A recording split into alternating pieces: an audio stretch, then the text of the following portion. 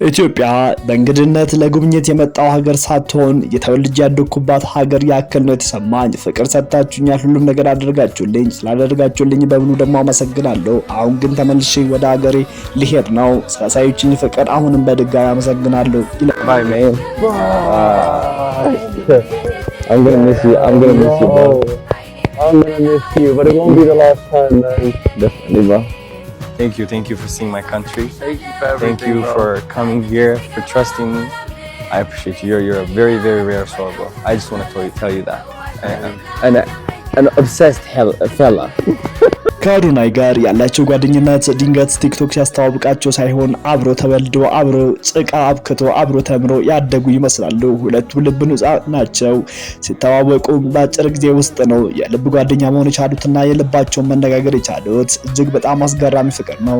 እኔ በማንም አልታለለም፣ እኔ በትንሽ ገንዘብ ደግሞ አልደባደብም። ሀገር ጥዬ ወጥቻለሁ። ይሄው አሁን ያለሁት ዩሮፕ ነው። የሚመጥረኝ ቦታ ደርሻለሁ። ለኔ የሚገባኝ 30 ሚሊዮን ብር ነው። የ30 ሚሊዮን መኪና ነው። የ30 ሚሊዮን ቤት ነው። ኢትዮጵያ ምንም አልሰራም። ጌችና ኢትዮጵያ ህዝብ ከዚህ በኋላ ቻው ብያቸዋለሁ፣ አምልጫቸዋለሁ ይላል ሴዶ። አበሻ አምልጫለሁ። የምን ውድድር ነው? ውድድር በነፃ ላይ ያለባለው ወይ ማለት ነው። በነፃ አረ ሲያምርሽ ይቅር። ጌችና የኢትዮጵያ ህዝብ ሲያምራችሁ ይቅር። በነፃ ልታለባለው ወይ ማለት ነው። ይሄው ዩሮፕ ገብቻለሁ። ይሄው ቱርክ ነው ያለሁት። አልተገናኘንም። እኔ ፕሮፌሽናል ነኝ። ፕሮፌሽናል ውድድር ለመወዳደር ለስኮዳኛ ወደ ኢትዮጵያ ላለመመለስ ሄጃለሁ። አምልጫቸዋለሁ በነፃ። እናንተ በነፃ ቢዝነስ ልትሰሩብኝ ነበር። ሲያምራችሁ ይቅር። ግን አንድ መስፈርት አለኝ። አንድ የ20 ሚሊዮን ብር መኪና፣ የ30 ሚሊዮን ብር ቤት እና 20 ሚሊዮን ብር አካውንቴ ላይ ከገባ አመጣለሁ፣ እደባደብላችኋለሁ እንጂ በነፃ ምንም ነገር። ሄዶ የሀገር ክህደት ፈጽሟል። ኮብልሏል ከሀገር። ምንም ማድረግ አይቻልም። ለማስመለስ እንጥራለን። በኢንተርፖልም ቢሆን ለማስመለስ እንጥራለን።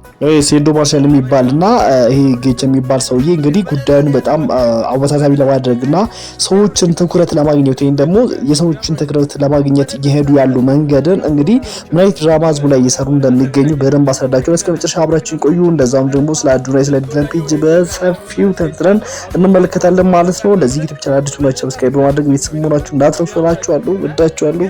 ከዲላን ፔጅ ጉዳይ ስንጀምር እንግዲህ ዲላን ፔጅ ወደ ኢትዮጵያ ሲመጣ እጅግ በጣም ደማቅ አቀባበል ነበር የተደረገለት። ለአንድ ሀገር አምባሳደር ከሚደረግ በላይ ነበር አቀባበል የተደረገለትና ሚዲያዎቹ በሙሉ የመንግስት ሚዲያዎችም የግል ሚዲያዎችም ቴሌቪዥኖች፣ ሬዲዮዎች ምንም እየቀረ ነገር የለም። በማህበራዊ ሚዲያም ስለሱ መምጣት እጅግ በጣም ተሰራጭተው ነበር ማለት ነው። እዚህ ጋር ሲመጣም ደግሞ እንግዲህ ደማቅ አቀባበል ከኢትዮ ስፒድ አቀባበል ያልተናነሰ ነው እንግዲህ የተደረገለትና ዲላን ፔጅ እዚህ በመምጣቱም ደግሞ እሱ በጣም ደስተኛ ነው።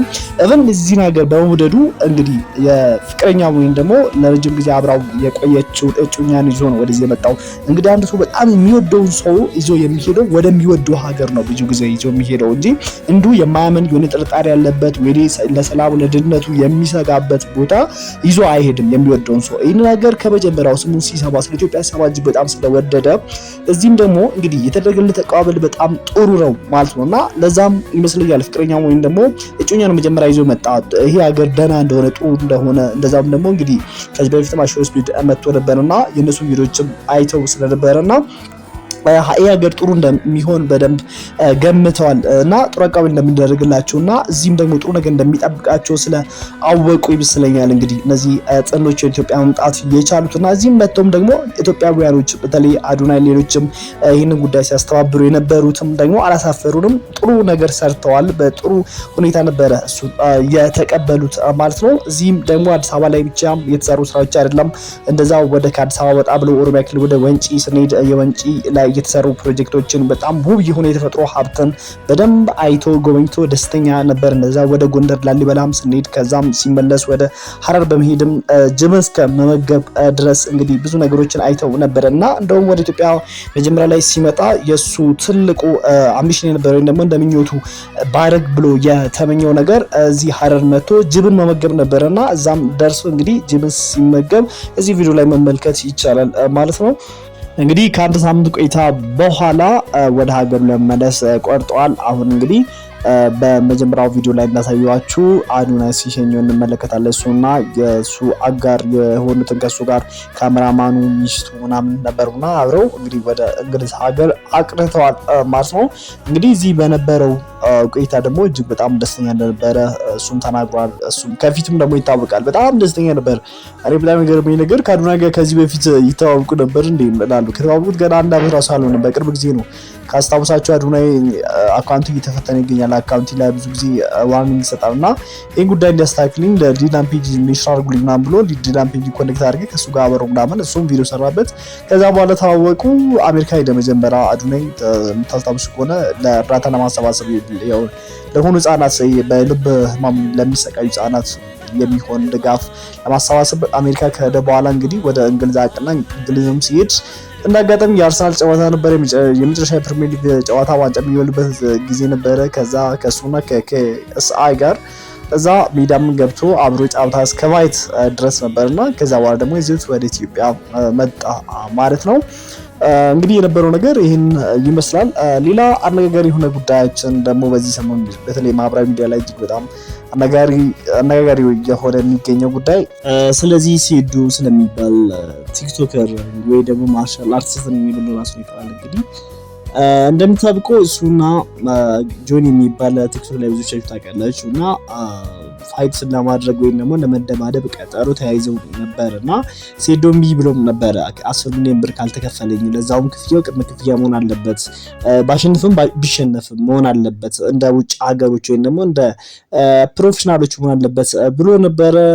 እንግዲህ ስምምነት ተፈራረሙ። መጨረሻ ላይ ተስማሙ። በቃ በምን እንደተስማሙ ግን ለህዝቡ ይፋ አላደረጉም። በ10 ሚሊዮን ብር ይሁን በስንት ሚሊዮን ብር እንደተባለው ደግሞ የቲኬቱ 10% እንዳለው ይሁን አይታወቅም። ግን ስምምነት ማድረጋቸው ወይም ደግሞ መስማማታቸው ይታወቃል ማለት ነው። ከዛ በኋላ ግን እንግዲህ በድንገት እንግዲህ እኔ ከሀገር ወጥቻለሁ፣ እኔ እንድታታሉኝ ነበረ፣ እኔን አታላችሁኝ በትንሽ ገንዘብ ወይም ደግሞ በነፃ እንደማለት ይቻላልና እንደዛ ልታጫውቱኝ ነበር፣ ልታደባድቡኝ ነበር፣ እኔ ከሀገር ወጥቻለሁ፣ የሚወጥረኝ ቦታ ነኝ ያለሁት ይልና ከዛ በኋላ ደግሞ እንግዲህ ጌታቸው የሚባል እንግዲህ የስፒት ቦክስ ጂም ባለቤት እሱ ደግሞ ይመጣና እንግዲህ ሀገር ላይ ክህደትን ፈጽሟል ሴዶ ብሎ እንግዲህ ቪዲዮ ሲሰራ እንመለከታለን። ጉዳዩን እንግዲህ አነጋጋሪ ለማድረግ ነው፣ ብዙዎች እንዲናገሩ ነው። ምክንያቱም ከዚህ በፊትም በጆን እና ጆኒ በሚባል ልጅና እዛ ድቃትሊና በሚባል ልጅ መካከል በተደረገው ፊልሚያ ከዚህ በፊት ምን ያህል